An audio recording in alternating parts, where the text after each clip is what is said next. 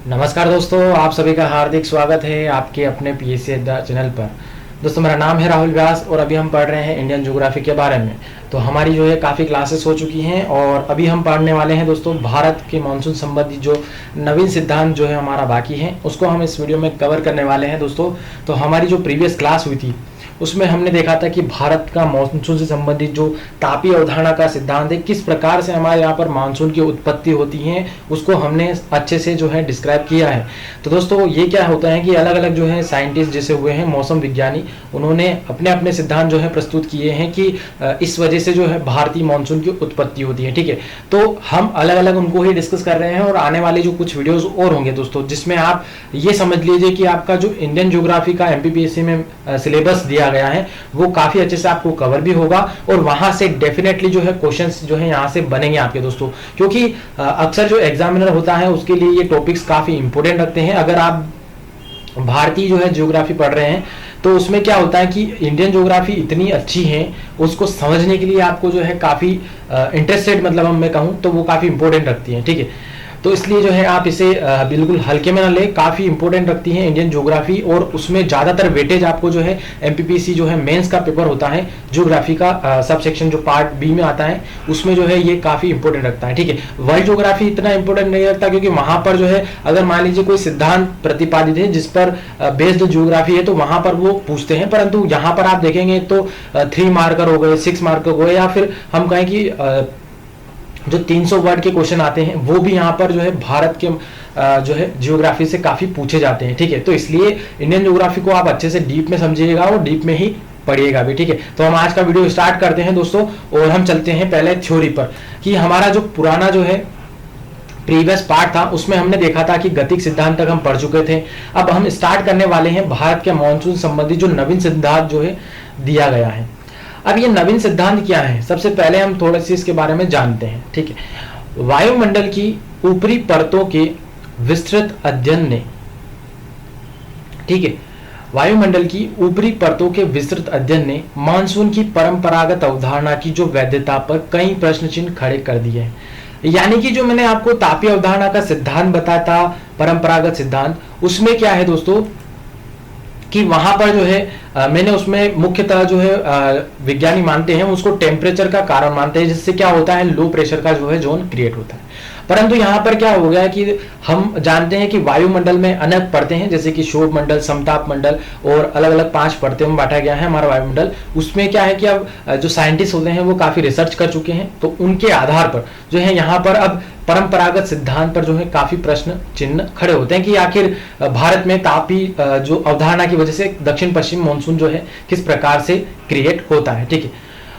परंपरागत अवधारणा द्वारा जो है विश्लेषित स्थलीय व सामुद्रिक उष्णता विभेद एवं उच्च निम्न दाब क्षेत्रों के विपरीत नवीन सिद्धांतों द्वारा मानसून की उत्पत्ति के लिए 2 कारकों को महत्वपूर्ण माना गया है। यानी कि एक तो चीज मैंने आपको परंपरागत अवधारणा का जो सिद्धांत बताया था दोस्तों, उसमें स्थलीय और सामुद्रिक, यानी स्थल पे जो टेम्परेचर होता है उसके विपरीत जो है समुद्र में टेम्परेचर होता है, उनमें जो डिफरेंसेस एवं हाई प्रेशर और लो प्रेशर के जो जोन के विपरीत इस नवीन सिद्धांतों में मानसून की जो उत्पत्ति के कारण बताए गए उसमें 2 कारक जो है इसमें महत्वपूर्ण माने जाते हैं। अब पूर्णतः जब मैं यहाँ बात करूं दोस्तों, जो नवीन सिद्धांत दिया गया है मानसून की उत्पत्ति संबंधित जो है ये सिद्धांत, यह पूरा जो है इन 2 कारकों पर डिपेंडेंट है। कौन कौन से ये कारक है?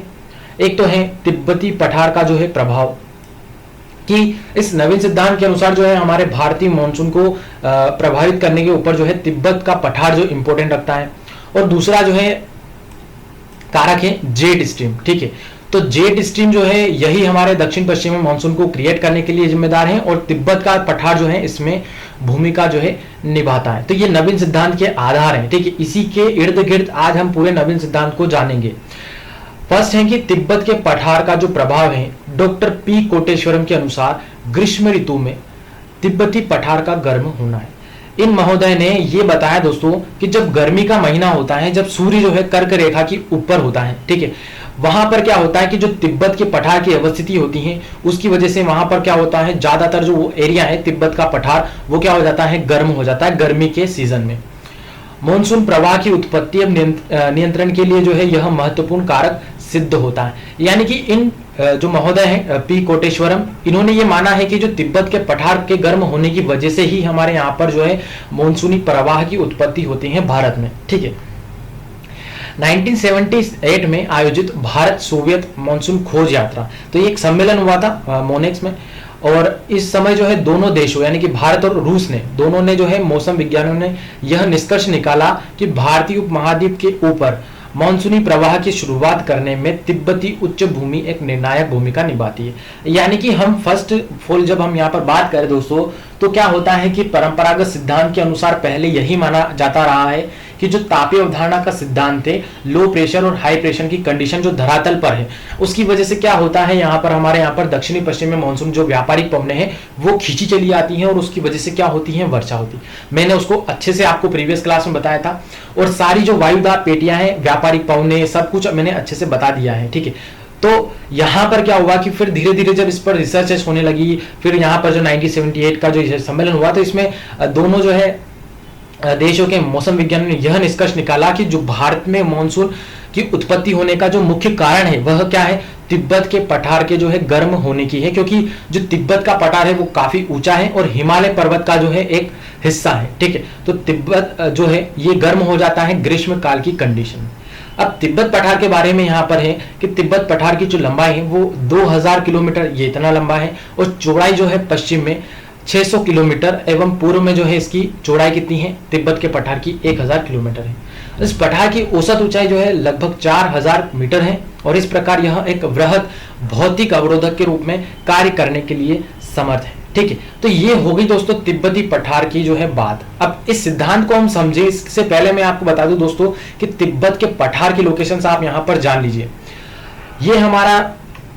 भारत का नॉर्थ वाला इलाका है दोस्तों, जहां जापान से जो है हमारा इंडियन जो है लगता है। ठीक है, इंडिया जो है यहाँ पर नेपाल के बॉर्डर से लगता है, और यहाँ पर आपको मिलेगा ऊपर में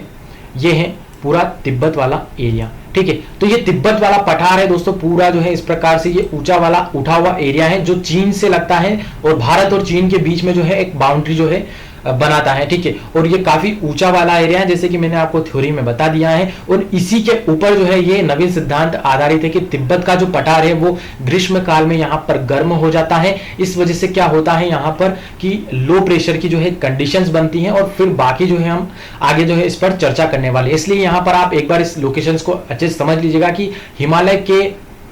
हम कहें कि हिमालय से लगा हुआ ये हिस्सा है और ऊंचा हुआ जो है ये पठार का भाग है, इसलिए ये बहुत महत्वपूर्ण है आज के टॉपिक में समझने वाली कंडीशन। अब वापस दोस्तों हम जानते हैं आगे इसके बारे में, और तो आपको ये तो समझ में आ गया कि किस प्रकार से तिब्बत की अवस्थिति यहाँ पर भारत के मानसून को प्रभावित करने वाली है। मोंग तुन यिन जो ये भी साइंटिस्ट हैं, इनके अनुसार जो है जून के आरंभ में ग्रीष्म मानसून के अचानक आरंभ होने का संबंध उपोष्ण कटिबंधीय जेट के तिब्बती पठार के दक्षिणी छोर से अचानक उत्तर की ओर विस्थापित होकर 40 डिग्री उत्तरी अक्षांश के साथ पहुंच जाने से है। ठीक है, तो ये जो महोदय हैं इन्होंने ये माना है दोस्तों कि जून का जब स्टार्टिंग होता है महीना, उस समय क्या होता है, ग्रीष्म मानसून का जब आरंभ होता है, इस समय जो है इसका संबंध जो है उपोष्ण कटिबंधीय जो जेट है इसके तिब्बत के पठार की अवस्थिति है, इससे दक्षिण से ये क्या हो जाता है, उत्तर की ओर विस्थापित हो जाता है, यानी कि 40 डिग्री जो है नॉर्थ अक्षांश की ओर यह पहुंच जाता है। कौन पहुंच जाता है, तो दोस्तों उपोष्ण कटिबंधीय जो है जेट। ठीक, इसके बारे में हम डिटेल में जानने वाले हैं आज। और तिब्बती पठार जो है जेट धारा के उत्तरी विस्थापन को विशिष्टता प्रदान करता है, यानी कि यहाँ पर कुछ इस प्रकार से होता है दोस्तों कि जो तिब्बत का पठार है वो इन महोदय के अनुसार ये होता है कि तिब्बत का पठार जो है वो क्या करता है, जेट स्ट्रीम की मदद से हमारे यहाँ पर जो है मानसून की उत्पत्ति कराने में ये सहायता प्रदान करता है। बहुत इंपॉर्टेंट इसलिए हो जाता है। ठीक है, क्योंकि अगर तिब्बत का पठार नहीं है तो फिर ये जो सिद्धांत है वो भी नहीं बन पाएगा। और दूसरी चीज ये है कि जो तिब्बत का पठार है इस सिद्धांत में इसलिए इंपॉर्टेंट है कि जो जेट धारा हम अभी पढ़ने वाले हैं कि जेट धारा किस प्रकार से यहाँ पर मानसून को खींचती है, उसमें ये तिब्बत का पठार जो है मुख्य रोल अदा करता है। आगे हैं दोस्तों के साथ ही अक्टूबर के दौरान जेट धारा को सुदूर दक्षिण की ओर धकेलने में भी पठार की भूमिका होती है। यानी कि कुल मिलाकर यहाँ पर आप शॉर्ट रूप में ये समझ सकते हैं कि जो तिब्बत की पठार की अवस्थिति है वो क्या करती हैं, जो उपोष्ण कटिबंधीय जेट है उसको नॉर्थ की ओर धकेल देती है, जिसकी वजह से हमारे यहाँ पर क्या होती है, लो प्रेशर का जो जोन है वो क्रिएट हो जाता है। और वहीं यहाँ पर जब ये अक्टूबर का मंथ होता है उसके बाद ये क्या कर देती हैं, जो जेठ धारा है उसको क्या कर देती हैं, दक्षिण की ओर जो है ये भेज देती हैं। ठीक है, तो दोनों कंडीशन में जेठ धारा को लाने और हम कहें कि सरकाने में जो है इस तिब्बत के पठार की भूमिका रहती है। इस प्रकार जो ये महोदय है, मानसूनी पवन प्रवाह उत्तर पश्चिम में ताप प्रेरित निम्न दाब केंद्र की बजाय हिमालय के जल गतिक प्रभावों की अधिक महत्वपूर्ण मानती है। यानी कि ये जो मौसम वैज्ञानिक हैं दोस्तों, इन्होंने जो तापमान से संबंधित जो लो प्रेशर का केंद्र बनता है इसकी बजाय हिमालय के जो जलगतिक प्रभाव, हिमालय के जलगतिक प्रभाव का मतलब क्या है दोस्तों, जो हिमालय है वो मैंने बताया था कि प्राकृतिक अवरोधक के रूप में कार्य करता है। तो दक्षिण से आने वाली जो है हाई प्रेशर की जो पवनें हैं, मानसूनी पवनें, उनको यहीं रोककर जो है हमारे यहाँ पर वर्षा करता है और ध्रुवीय पवनों को आने से रोकता है। तो ये जलगतिक प्रभाव को अधिक महत्वपूर्ण मानते हैं। ठीक है, अब हम आगे आएंगे दोस्तों। तो यहां पर मैं आपको पहले, अब हम आगे आने वाले हैं जेट स्ट्रीम धारा को समझने के ऊपर। सबसे पहले मैं आपको यहां पर कुछ मैप में थोड़ी सी लोकेशन समझा देता हूं। यह आपको दिखेगा हमारे अर्थ का एरिया। तो हम यहां पर समझने वाले हैं आखिर जेट स्ट्रीम क्या है। जेट स्ट्रीम यहां पर आपको देखने को मिलेगा दोस्तों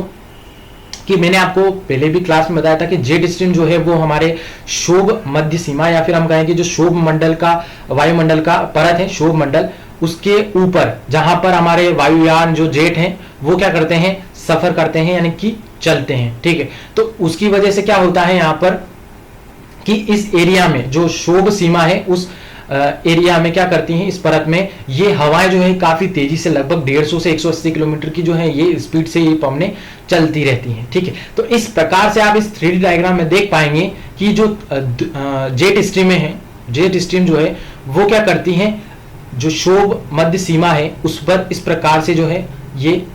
चलती रहती है। ठीक है, घुमावदार कंडीशन में जो है ये क्या करती हैं, यहाँ पर पवनें जो है शोभ मध्य सीमा, जो हम कहें कि शोभ मंडल में, वो क्या करती हैं, चलती रहती हैं। ठीक है, और यहाँ पर जो है आपको दो प्रकार में ये डिवाइडेशन में मिलेगी। हम कहें कि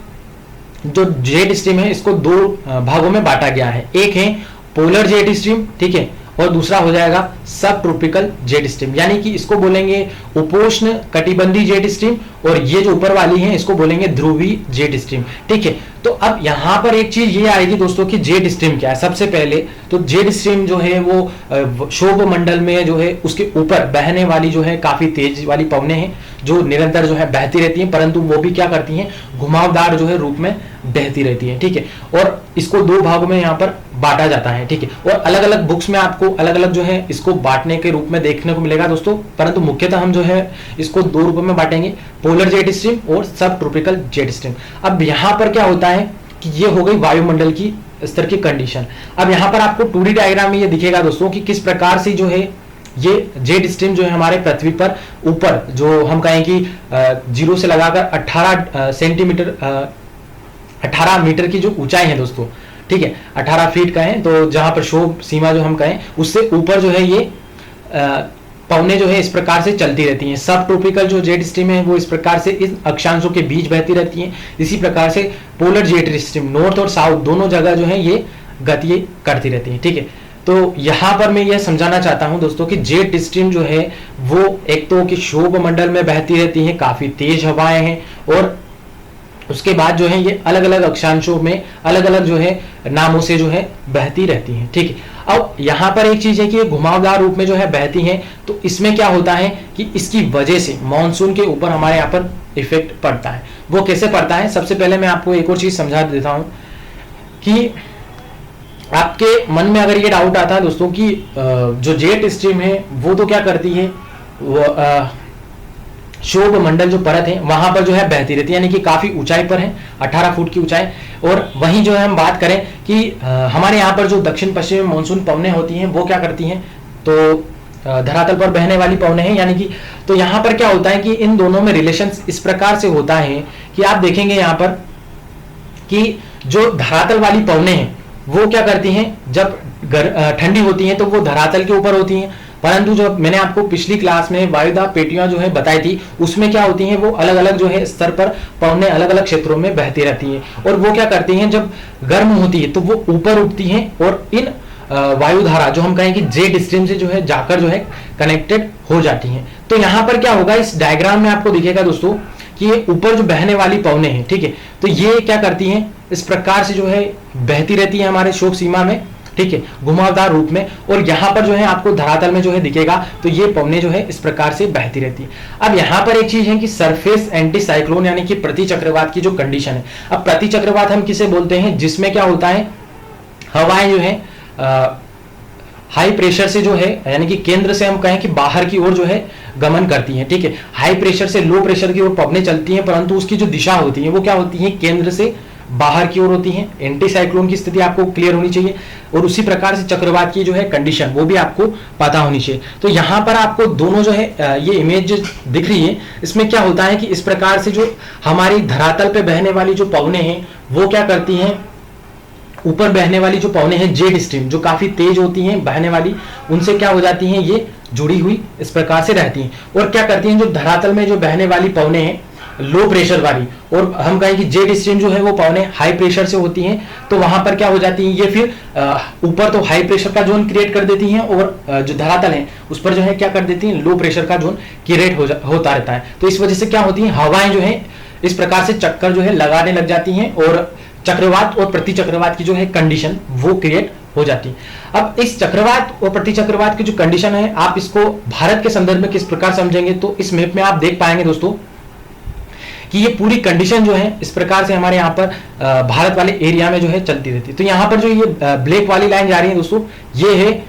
जून जुलाई के आसपास जो है उपोष्ण कटिबंधीय जो है जेट स्ट्रीम, ठीक है। तो यहाँ पर जो ये शीर्ष वाला हिस्सा होता है, ठीक है, ये शीर्ष वाला हिस्सा जो है यहाँ पर क्या रहता है, हाई प्रेशर का जो है जोन बना रहता है। और उस समय जो है हमारे यानी कि जून जुलाई की बात करें तो हमारे भारत की स्थिति यानी कि यहाँ पर आप देखेंगे कि जो तिब्बत का पठार है, तो यहाँ पर क्या रहता है, सूर्य के उत्तरायण होने की वजह से, कर्क रेखा पर अवस्थित होने की वजह से क्या होता है, यहाँ पर लो प्रेशर का जो है जोन वो बना रहता है। तो इस प्रकार से ये जो है हवाएं वो इस प्रकार से यहाँ पर गमन करने लगती हैं, और जो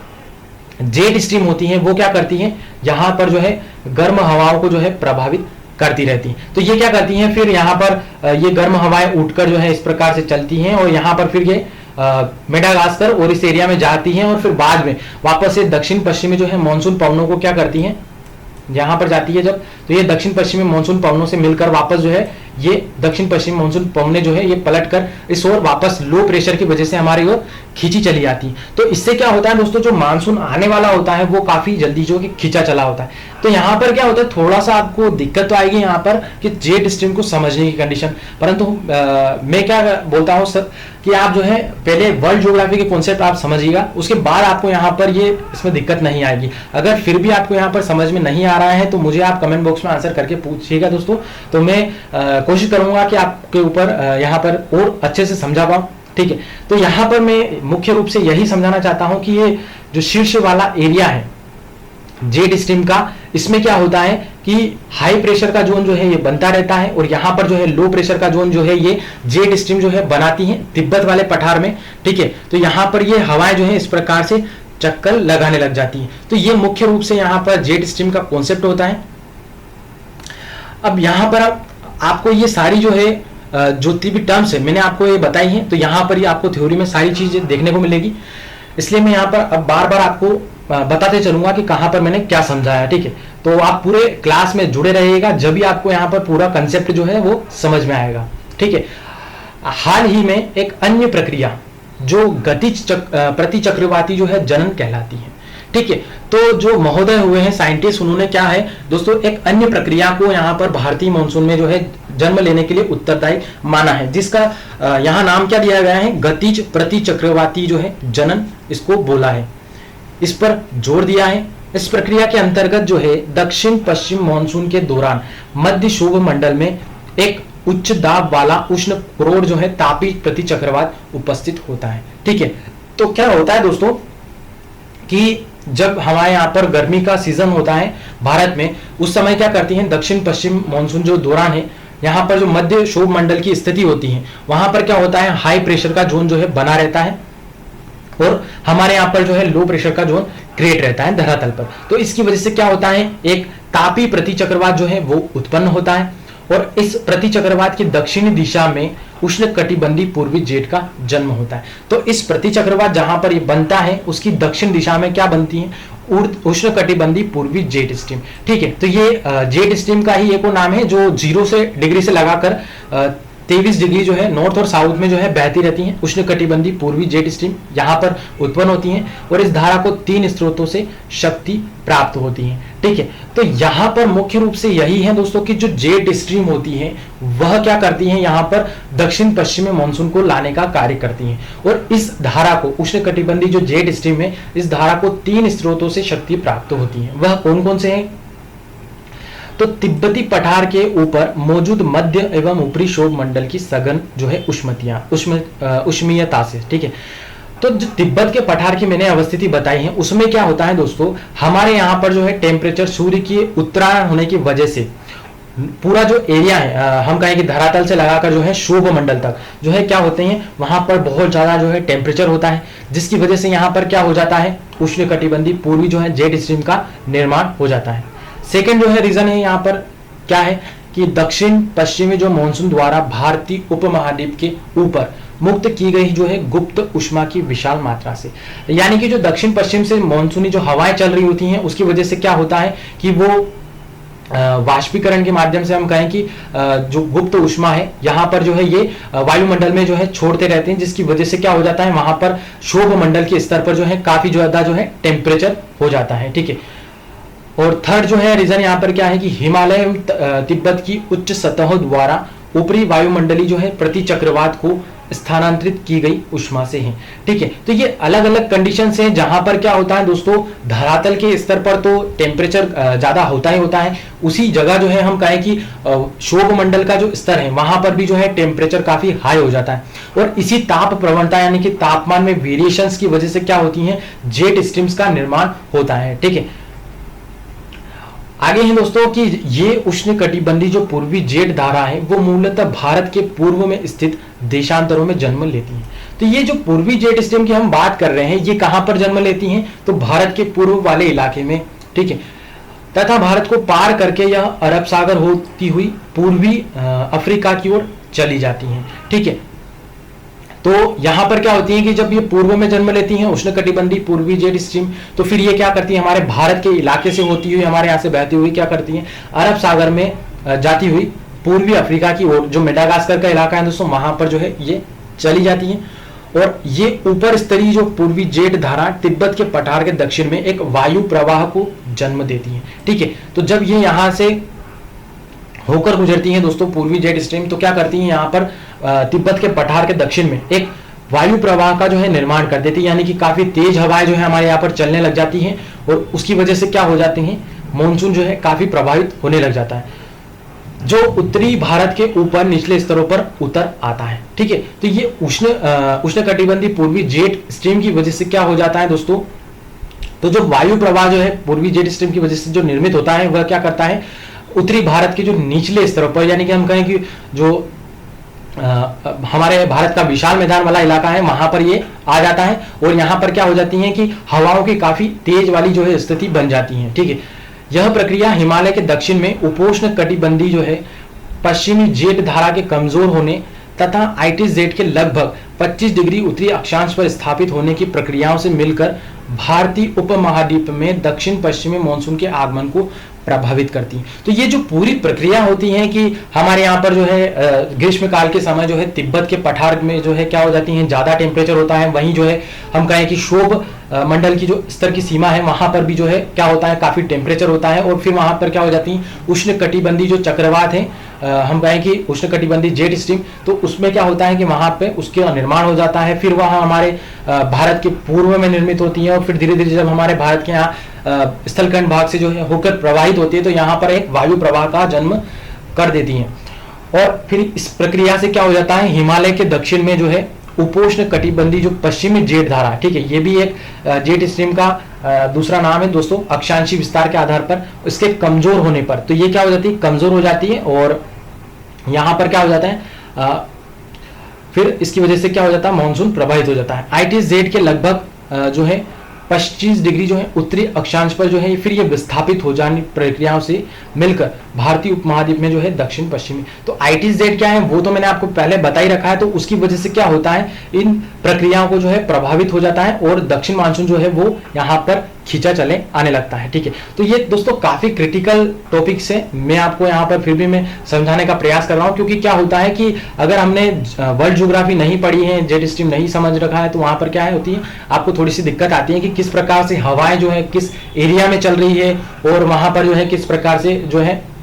क्षोभ मंडल में जो है तापमान और दाब में जो है प्रवणता में अंतर है। तो ये सभी जो है कंडीशंस आपको अच्छे से क्लियर होगी, जब भी जो है आज का जो टॉपिक है वो समझ में आएगा। ठीक है, आगे बढ़े दोस्तों कि अक्टूबर में जो ये स्थितियां हैं पूर्णतः विपरीत हो जाती हैं। ठीक है, तिब्बती पठार के ऊपर स्थित मध्य एवं ऊपरी क्षोभ मंडली जो है प्रति चक्रवात जो है वो विघटित हो जाता है, यानी कि जो एंटी साइक्लोन जो निर्मित होता है ग्रीष्म काल के समय इस जेट स्ट्रीम की वजह से वह क्या हो जाता है अक्टूबर के समय जो है गायब हो जाता है। ठीक है, और उष्णकटिबंधीय जो पूर्वी जेट स्ट्रीम यहाँ पर बह रही होती है हमारे एरिया में, तिब्बत के पठार वाले एरिया में, वो क्या हो जाती है उसका लोप हो जाता है। इसके विपरीत जो है उपोष्ण कटिबंधीय जो है जेट धारा, यानी कि हम कहें कि जो ठंडी धारा है, ठीक है, वो खुद को उत्तरी भारत के ऊपर जो है स्थापित कर लेती हैं ठंड के सीजन में, जिसके फलस्वरूप जो है ग्रीष्म मानसून का दक्षिण की ओर जो है लौटना प्रारंभ हो जाता है। ठीक है, तो मैंने आपको दो टाइप्स जो है बताए हैं, जैसे कि जो जेट स्ट्रीम है उसमें दो प्रकार बताए थे, ध्रुवी जेट स्ट्रीम और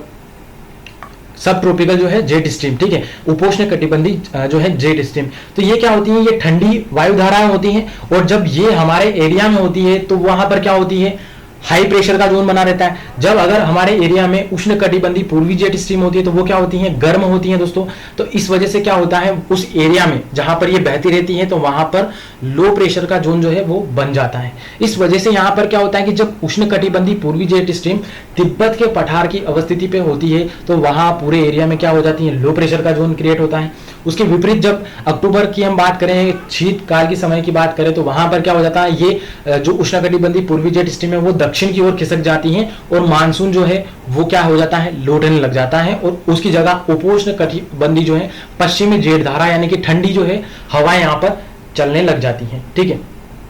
इस प्रकार वायु प्रवाह में कोई विशेष बाधा न डालने के बावजूद जो है तिब्बती उच्च भूमि की उपस्थिति एक महत्वपूर्ण भूमिका अदा करती है। यानी कि यहाँ पर सिर्फ ये समझिए कि जो तिब्बत का पठार है इसकी ऊंचाई से यहाँ पर जो है इस पर कोई प्रभाव नहीं पड़ता है, जैसा कि हिमालय जो है ज्यादा इफेक्ट डालता है दोस्तों कि वो हवाओं को आने से ही रोक देता है। परंतु यहाँ पर क्या होता है तिब्बत वाला जो इलाका होता है, जैसे कि हमारा पश्चिम राजस्थान वाला इलाका होता है, वो सूर्य के किरणों की वजह से ग्रीष्म काल में जिस प्रकार से गर्म होता है उसी प्रकार से यहाँ पर तिब्बत की जो उच्च भूमि होती है पठार की अवस्थिति, ये क्या हो जाती है पूरा एरिया जो है वो काफी गर्म रहता है। इस वजह से यहाँ पर क्या हो जाता है जेट स्ट्रीम का जो है निर्माण हो जाता है। ठीक है,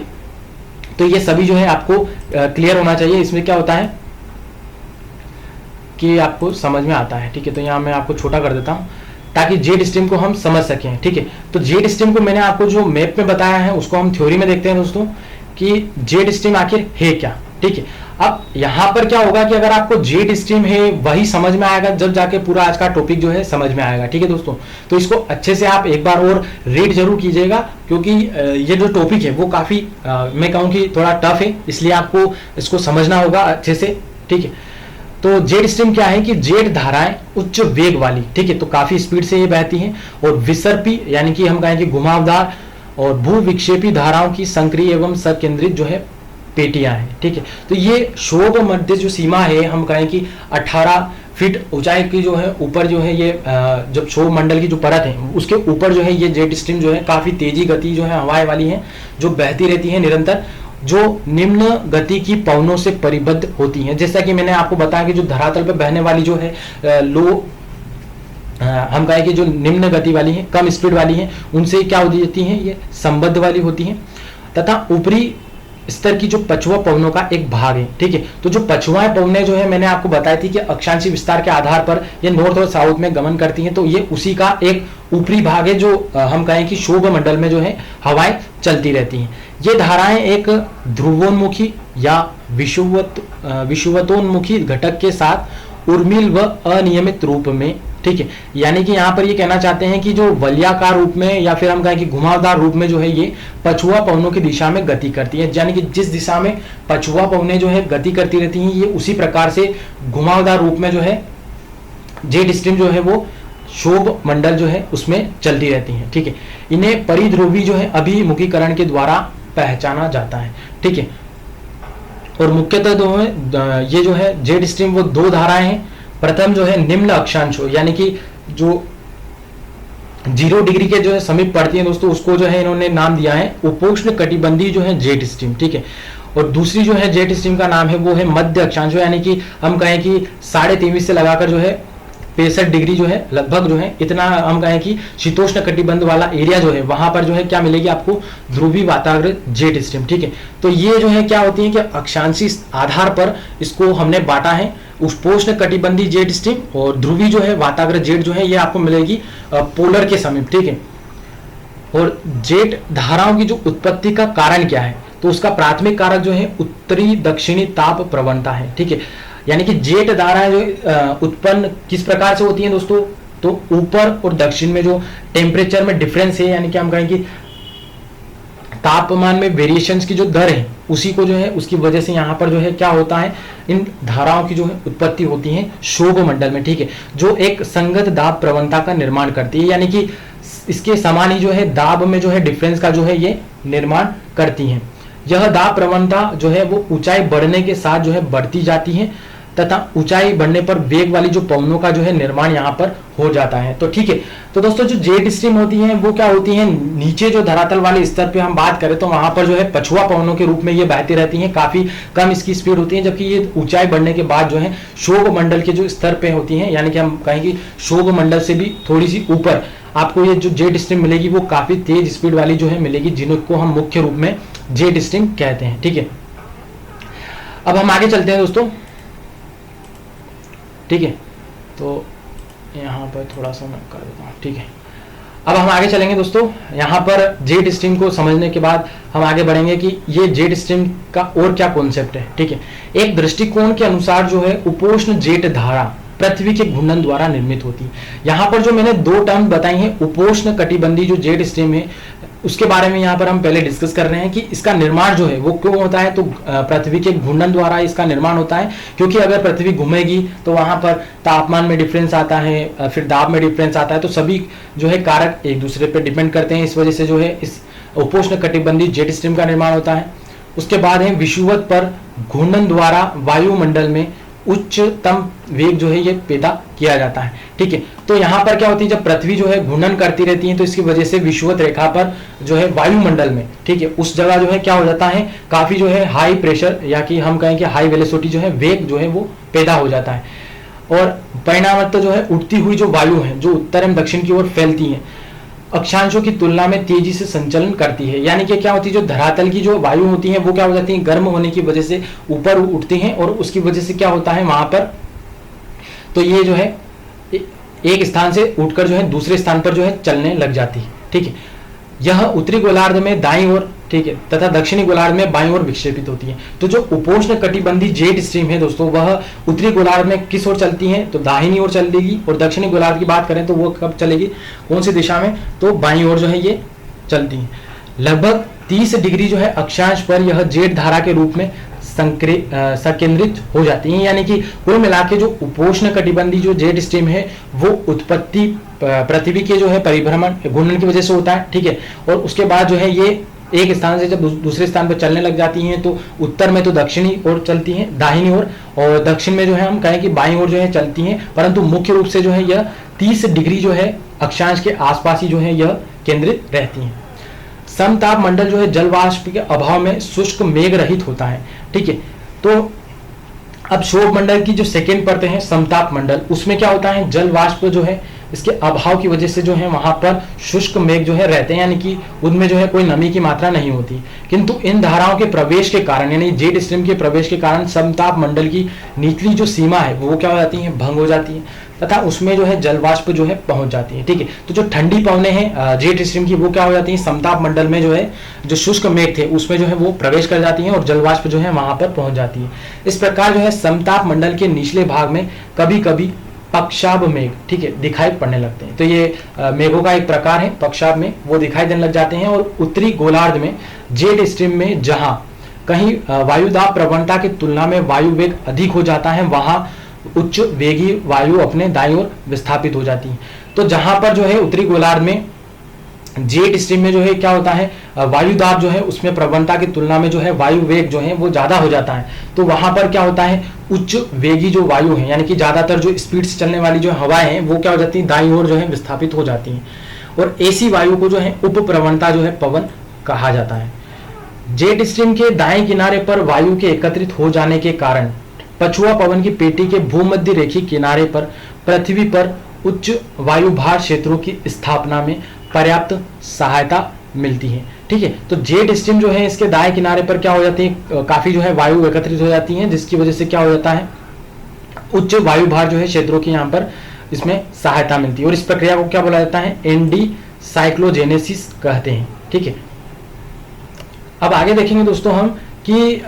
इसके बारे में और जानेंगे दोस्तों कि जेट धारा के आर पार तापमान प्रवणता भी तीव्र होती है। जहां पर जेट धारा बहती रहती है दोस्तों, वहां पर क्या होता है, तापमान में भी जो है काफी जो है हम कहें कि तापमान की जो वेरिएशंस की दर है वो काफी तीव्र होती है। यही कारण है कि इसके ध्रुवीय किनारे पर वायु जो है अत्यधिक शीतल होती है। जो पोलर के किनारे हैं, हम कहें कि नॉर्थ और साउथ वाले, वहां पर क्या होती है, वहां पर जो वायु है राशि वो क्या होती है, ठंडी होती है, तथा भूमध्य रेखा किनारे की जो वायु राशि है वो क्या होती है, अत्यधिक गर्म होती है, क्योंकि विषुवत रेखा के समीप जो है क्या होती है, ज्यादातर जो टेम्परेचर है वो सूर्य का पहुंचता रहता है। यद्यपि जो है जेट स्ट्रीम का जो प्रवाह है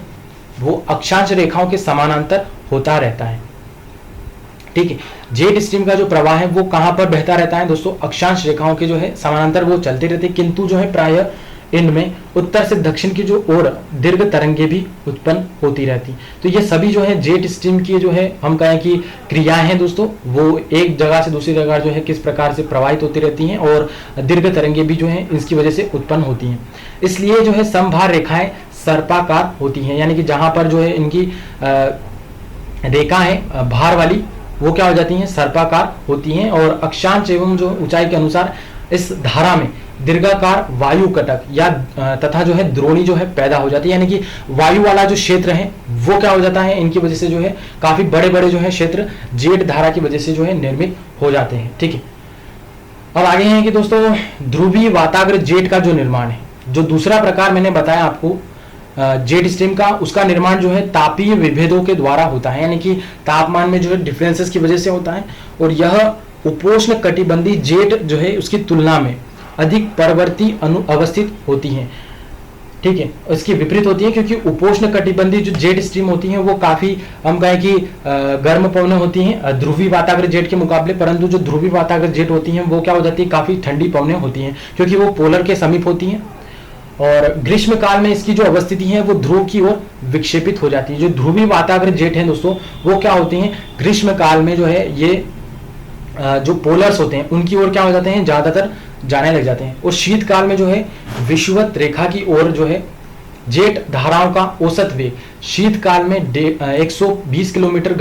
प्रति घंटा जो है ये बहती रहती हैं। और ग्रीष्म काल में जो ये जेट धाराएं हैं वो 50 किलोमीटर प्रति घंटा की स्पीड से बहती हैं। ठीक है, तो इन दोनों की जो है क्या होती है दोस्तों, जो जेट धाराएं हैं इनका औसत वेग जो है अलग अलग जो है टाइम पीरियड के अनुसार जो है ज्यादा होता है, क्योंकि वो क्या होती है कि ठंड के एरिया के हिसाब से जहां पर वायुदाब के अकॉर्डिंग जो है वो बहते रहते हैं। इस वजह से शीतकाल में जो इनकी स्पीड होती है वो कितनी होती है, ज्यादा हो जाती है, 120 किलोमीटर प्रति घंटा। और ग्रीष्म काल में जो है इनकी स्पीड क्या होती है, 50 किलोमीटर प्रति घंटा होती है।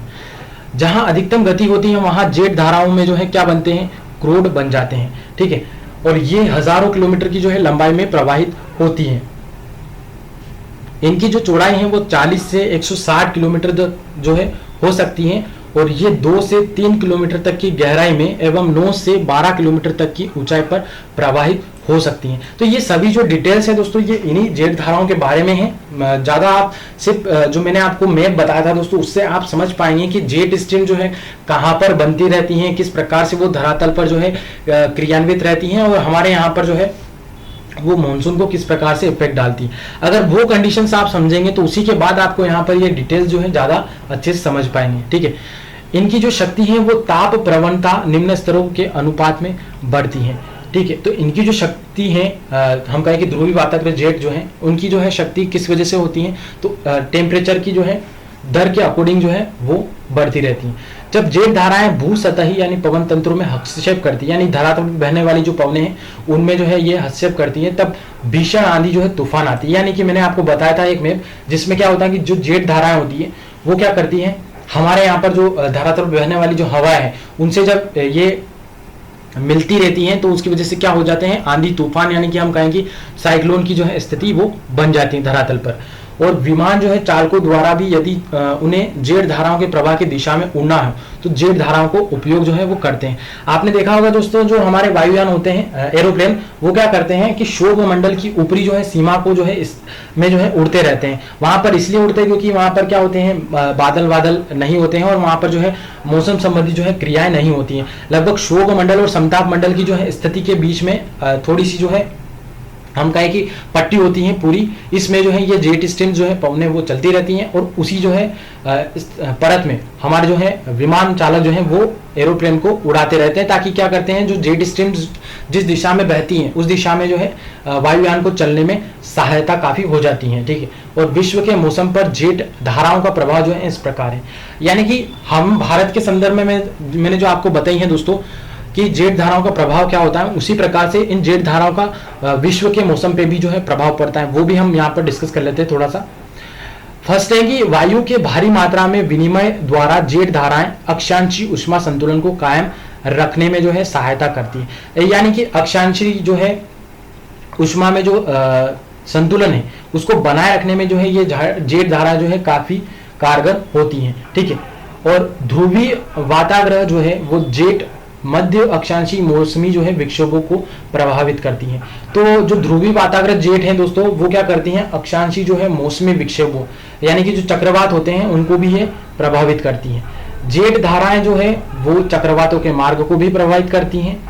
और शीतोष्ण चक्रवातों द्वारा वे वर्षा के वितरण को भी प्रभावित करती हैं। क्योंकि ये क्या होती हैं दोस्तों कि सभी आपको चीजें यहाँ पर क्लियर होनी चाहिए कि चक्रवात जो है किसे कहते हैं, फिर मैंने आपको जो जेट स्ट्रीम का कॉन्सेप्ट बताया वो भी आपको पता होना चाहिए, अक्षांशीय विस्तार यहाँ पर आपको पता होनी चाहिए, हवाओं की जो है दिशा आपको पता होनी चाहिए, कहाँ पर कौन सी हवा बह रही। तो ये अगर आपको यहाँ पर मैं क्या है कि सारी जो है क्लाइमेटोलॉजी तो यहाँ पर समझा नहीं सकता, अगर आप क्लास से जुड़े हैं बाकायदा तो आपको सारी जो है चीजें क्लियर रही होगी, तो उसके अकॉर्डिंग आप जो है इनसे समझ सकते हैं। ठीक है। और एक और जो है रीजंस है विश्व के मौसम पर प्रभावित होने का कि जेट धाराएं जो है वो वायु सतह के संचलन पर जो है भी प्रभाव डालती है, यानी कि वायु पर बहने वाली जो हवाएं उन पर भी ये प्रभाव डालती हैं, जो दीर्घकालिक जो है सूखा या बाढ़ स्थितियों का कारण बन सकता है। तो आप यूं नहीं कह सकते दोस्तों कि सिर्फ भारतीय मौसम पर ही जेट धाराओं का प्रभाव होता है, पूरी पृथ्वी पर जो है जो हवाएं चल रही है जैसे कि पछुआ पवनें, तो उसकी वजह से भी जो है यहाँ पर ये क्या करती हैं, जेट स्ट्रीम जो है पूरे वर्ल्ड पर हम कहें कि अर्थ पर ये जो है मौसम पर जो है प्रभाव डालती रहती है। क्योंकि जब कभी भी क्या होता है कि जब सूर्य उत्तरायण होता है तो फिर वहां पर लो प्रेशर जो है बनता है, तो वहां पर जो है क्या होता है, ये हमारे भारत के कर्क रेखा की स्थिति में होती है। फिर जब हम कहें कि बाद में जब जो हमारा सूर्य है वो दक्षिणायन हो जाता है तो फिर क्या हो जाता है कि ये जो पवनें होती हैं वो और ऊपर जो है खिसक जाती हैं। तो ये सभी जो है सूर्य की स्थिति के ऊपर डिपेंड करेगा कि कहाँ पर जो है टेम्परेचर ज़्यादा है, फिर दाब की स्थिति भी जो है देखेंगे, तभी जो है आपको यहाँ पर ये चीज़ समझ में आएगी कि जो जेट स्ट्रीम है वो किस प्रकार से एक स्थान से दूसरी स्थान जो है गति करती है। जैसे कि ITZ जो होती हैं वो भी इसी प्रकार से खिसक जाती हैं, उसी प्रकार से ये भी जो है क्या करती हैं, जहाँ पर पवनें चल रही होती हैं वहाँ पर जो है ये खिसक जाती हैं। ठीक है। अब हम यहाँ पर एक और जो है मुख्य वो चीज देखते हैं दोस्तों कि भारत में जो है जो दक्षिण पश्चिम मानसूनी जो पवनें हैं उसको लाने के लिए जो जेट स्ट्रीम काम करती हैं उसको बारे में हम डिस्कस करने वाले हैं कि जो सोमाली जेट स्ट्रीम है एवं सोमाली वायुधारा ये करती हैं हमारे यहाँ पर मुख्य रूप से काम। कैसे कि जेट स्ट्रीम के बीच जो भारत की ओर दक्षिण पश्चिम मानसून के विकास में सहायक होती हैं। तो ये आपको मिलेगी सोमाली वाले इलाके में दोस्तों, जहां पर अफ्रीका का एरिया है सोमालिया वाला, वहां पर ये स्ट्रीम जो है मिलेगी और ये क्या करती है, दक्षिण पश्चिम मानसून को लाने के लिए कार्य करती है। सोमाली जेट है जो केन्या, सोमालिया तथा साहेल में बहती रहती है। ठीक है। तो इस अक्षांशों के बीच में जो है ये सोमाली जेट स्ट्रीम बहती है और 9 डिग्री उत्तर पर निम्न स्तर तथा तीव्र गति से बहते हुए अफ्रीका तट को ये छोड़ देती हैं। ब्रिटिश मौसम वैज्ञानिक जो है जे फिंडलेटर ने इस निम्न स्तर जो है जेट स्ट्रीम का अध्ययन किया और पता लगाया कि यह धरातल से 1 से 1.5 किलोमीटर जो है ऊपर बहती है। तो इन सोमाली जेट स्ट्रीम के बारे में जो है इन्होंने बताया है और ये अफ्रीका में बहती रहती हैं और यह पाया गया कि यह जो है 3 डिग्री दक्षिण में केन्या तट में पहुंचने से पूर्व मॉरिशस तथा मेडागास्कर जो है द्वीप के उत्तरी हिस्से में बहती हैं। तो इस समय तो दोस्तों यहाँ पर ये बहती रहती हैं और उत्तरवर्ती जो है रूप से दोबारा 9 डिग्री उत्तर में तट पर पहुंचने से पहले यह जो है केन्या, इथोपिया और सोमालिया के मैदानों के ऊपर बहती हैं। तो ये क्या करती है दोस्तों, बार बार जो है अलग अलग जो है सूर्य की अवस्थिति की वजह से जो है एक स्थान से दूसरे स्थान जो है खिसकती रहती हैं और ये उत्तर की ओर जो है आ जाती हैं। जून माह में भारत पहुंचने से पहले जो है इस निम्न स्तर पर बहने वाली जो जेट स्ट्रीम का एक बड़ा हिस्सा जो है मई माह के दौरान पूर्वी अफ्रीका में जो है प्रवेश करता है। ठीक है, तो मई माह में जब हमारे यहाँ पर दक्षिण पश्चिम मानसून आ रहा होता है दोस्तों, उससे पहले ये क्या करती हैं, सोमाली जेट स्ट्रीम जो है अफ्रीका के पूर्वी जो है हिस्से में जो है पहुंच जाती है तथा उत्तरवर्ती रूप से अरब सागर के उत्तरी क्षेत्र में जो है स्थानांतरित जो है ये हो जाता है। अध्ययन सुझाते हैं कि निम्न स्तर पर प्रवाहित जो जेट स्ट्रीम क्षेत्र में एशियाई ग्रीष्म मानसून के दौरान मजबूत विषुवती जो है प्रवाह दक्षिण से उत्तरी गोलार्ध की ओर होता है। ठीक है, और यह मौसम जो है वैज्ञानिकों को परेशानी में डालता है क्योंकि यह स्पष्ट नहीं कि वायु दक्षिणी से जो है उत्तरी गोलार्ध में किस ओर से जो है क्यों चलती हैं। ठीक है, तो ये पवनें क्यों चलती हैं ये नहीं समझ में आता दोस्तों, परंतु क्या होता है कि जो जेट स्ट्रीम है, सोमाली जेट स्ट्रीम, ये क्या करती हैं, अफ्रीका के पूर्वी इलाके में आ जाती हैं और जब हमारे यहाँ पर जो है तिब्बत वाली मैंने कंडीशन आपको समझाई तो वहां से क्या करती हैं, जो गर्म पवनें हैं वो इस इलाके में जो है मेडागास्कर वाले इलाके में जो है वो चलती हैं और फिर वहां पर जो है दक्षिण पश्चिमी जो है मानसून पवनों से जाकर जो है मिल जाती हैं और फिर वापस से हमारे भारत के एरिया में दक्षिण पश्चिमी जो है दिशा से प्रवाहित होती हैं। ठीक है, आगे हैं दोस्तों कि समुद्र विज्ञानी एक और तत्व को लेकर उत्सुक हैं और जिसका संबंध जो है उत्तरी अफ्रीका तट से पृथक निम्न प्रवाह वाली जेट धारा के साथ प्रतीत होता है। ठीक है, और इस महासागरीय धारा को जो है धारा को सोमाली वायुधारा का नाम जो है इन्होंने दिया है, जो 9 डिग्री उत्तर पर विषुवत से उत्तर की ओर बहती है। यहाँ तट से जो है पृथक होता है और यह साफ तौर पर एक प्रचंड वायुधारा है, सोमाली वायुधारा। इसको जो है हिंद महासागर की पश्चिमी सीमा की एक धारा समझा जा सकता है, लेकिन इसकी जो है अजीब विशेषता जो है ग्रीष्म मानसून आने की विपरीत दिशा है। शीतकाल में यह अरब तट से पूर्वी अफ्रीका तट से उत्तर की ओर जो है उत्तर से दक्षिण की ओर जो है बहती हैं, लेकिन ग्रीष्म मानसून के जो है आगमन के साथ ही यह इसके बहने की दिशा विपरीत अर्थात दक्षिण से उत्तर की ओर जो है यह बहने लग जाती हैं। गर्मी के सीजन में जो है ये सोमाली वायुधारा है दोस्तों, ये अफ्रीका में क्या करती हैं, दक्षिण से उत्तर की ओर जो है चलने लग जाती है। यह बताता है कि इसका जो मानसून के लौटने के से इसका जो है संबंध है, लेकिन वायुमंडली जो है परिसंचरण में परिवर्तनों के प्रति महासागर ने प्रायः बेहद धीमा जो है प्रत्युत्तर दिया है तथा समुद्र विज्ञानी जो है आश्चर्यचकित हैं कि सोमाली वायुधारा क्यों अपनी दिशा बदल देती है तथा दक्षिण पश्चिम जो है मानसून के आगमन की जो तुलना में लगभग 1 माह पूर्व जो है अपनी उच्चतम गति में होती है। तो ये तो थोड़ा सा क्या है विवाद वाला विषय है दोस्तों कि सोमाली जो है वायुधारा जो है किस प्रकार से यहाँ पर मानसून पे जो है इफेक्ट डालती हैं और ये अफ्रीका में चलती हैं, परंतु क्या होती है कि पूर्वी जेट स्ट्रीम जो हमारे यहाँ पर कार्य करती है वह जो है इससे संबद्ध होती है। तो आप यहाँ पर ये सिर्फ इतना सा याद रखिए कि जो मैं एक बार और आपको मैप में समझा देता हूँ, क्या है कि मुझे लग रहा है कि आपको थोड़ा सा दिक्कत जो है जरूर आई होगी जेट स्ट्रीम के बारे में। तो जो जेट स्ट्रीम इस प्रकार से चल रही होती है दोस्तों, तो यहाँ पर क्या होती है ये अलग अलग जो है अक्षांशों में चल रही होती हैं, तो इसकी वजह से जब ये धरातल पर जो है प्रभावित करती है मानसून को, तो इस मैप में आप देख पाएंगे कि जो हाई प्रेशर का जोन होता है, हाई प्रेशर का जोन जो रहता है इस जगह से क्या होती है कि यहाँ पर जब गर्मी के सीजन में इस जगह लो प्रेशर होता है तिब्बत वाले एरिया में, तो क्या होती है कि जो उष्णकटिबंधीय पूर्वी जेट धारा के बारे में मैंने आपको जो डिटेल दी है उसकी वजह से क्या होता है कि यहाँ पर से जो है गर्म पवने इस प्रकार से जो है ऊपर उठती हैं, क्योंकि सूर्य यहाँ पर जो है सीधा होता है इस समय यहाँ पर, और यहाँ पर क्या होती है कि ज्यादा टेम्परेचर होने की वजह से जो है यहाँ पर लो प्रेशर का जोन जो है बनता रहता है। इस प्रकार से फिर क्या करती है जो पवने होती है ये यहाँ से समुद्र की ओर जो है इस प्रकार से चलती है यहाँ पर, और यहाँ पर पहुंचने के बाद क्या करती हैं दोस्तों, ये मेडागास्कर वाला जो एरिया है और यहीं पर आपको मिलेगी सोमाली वाली जो है पूर्वी जेट स्ट्रीम की धारा अफ्रीका के पूर्व वाले इलाके में। ठीक है, तो इस प्रकार से यहाँ पर जब वो मेडागास्कर वाले इलाके तक पहुंच जाती है तो फिर वहां पर जो है ये क्या करती हैं हाई प्रेशर की तरफ जाती हैं और फिर अरब सागर में जब यहाँ पर ये क्या करती हैं, जो दक्षिण पश्चिमी मानसून हवाएं ने जो आ रही होती हैं हमारे जून वाले समय में, तो वो क्या हो जाती हैं कि फिर वापस यहाँ पर जो लो प्रेशर बना रहता है दोस्तों, तो हमारी ओर जो है उसकी दिशा हो जाती है। तो यहाँ पर जो है वो फिर वापस जो है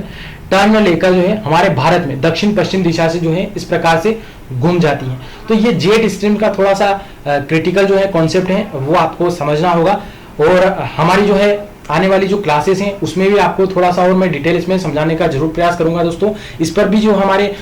लेक्चर जो है हमारे बन रहे हैं, जैसे कि भूगोल में जो है 5 और 6 मार्कर जो है क्वेश्चन जो डल रहे हैं दोस्तों, आप अगर उसमें देखेंगे तो आपको उसमें भी अच्छे से इन जेट स्ट्रीम का जो है उल्लेख देखने को मिलेगा। तो आशा करता हूं दोस्तों आपको कुछ समझ में आया होगा। वैसे ये तो मैं जानता हूं कि ये जो क्लास हुई है काफी आपके लिए